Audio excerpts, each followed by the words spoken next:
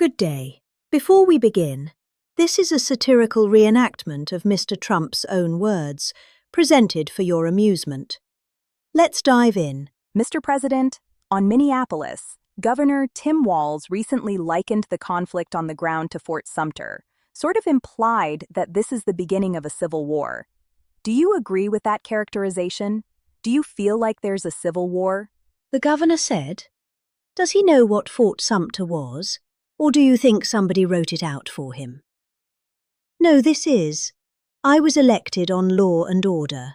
I was elected on a strong border. We had a border that allowed 25 million people to come in. Many were murderers. They murdered people. We had 11,888 murderers. We had prisons, including Venezuela. But Venezuela opened its prisons. So did the Congo. The Congo in Africa opened its prisons. They dumped people into our country. Many countries did that. I would have done that if I were leading a country. I would have dumped the prisoners into our country. We had opened borders. We had all these things. I was elected on law and order. I was elected on the economy. I was elected for a lot of reasons.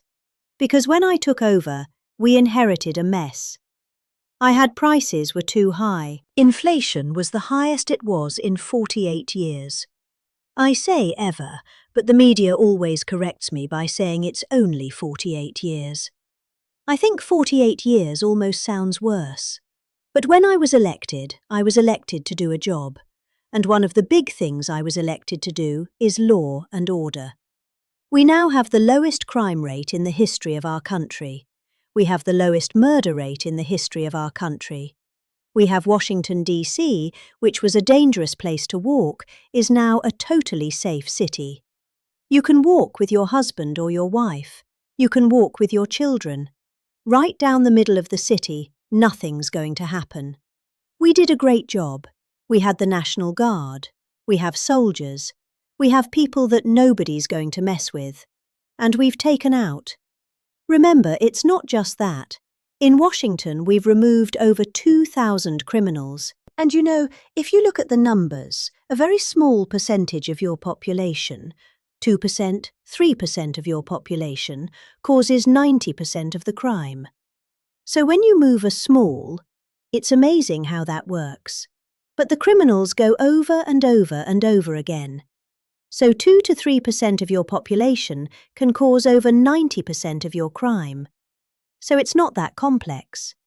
We moved 2,000 people out of Washington. We brought them back to their countries where they came from. They came through open borders by sleepy Joe Biden. And I will tell you, Washington is safe. If you look at New Orleans, as you know, we went there about 4 weeks ago. I was with the mayor of New Orleans last night. He was at the premiere. And she was at the premiere. She was great. I believe she's a Democrat. She came over. She thanked me so much. She said crime is down more than 50% in just a few weeks. And you couldn't even walk down the street in New Orleans. It's so bad. And now they let us in there. And she is thanking me so much, so profusely. She was great last night. I'd do that if I were a Democrat. I'd say, call Trump and let them do what they do. But we remove people, criminals, from the cities, and they become safe cities. If you look at Minnesota, Minneapolis, we have crime down there because we took out thousands of people, despite all the mess and everything else.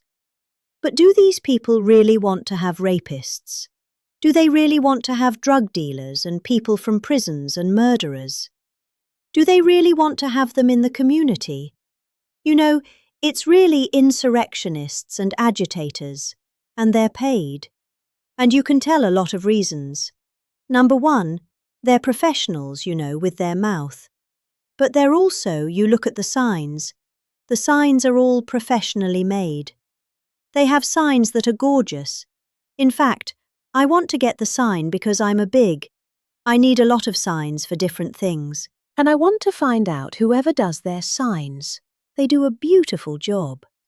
You know, everybody has this beautiful sign with brand new wood. It's like leather panels. They have a leather handle on the bottom. These are people that are handed signs. And we know pretty much, we're getting very close to it, but we know pretty much who's funding this stuff. These are paid insurrectionists, paid troublemakers. But I was elected by a landslide. I won every swing state. I won the popular vote by a lot. I won everything. I won everything.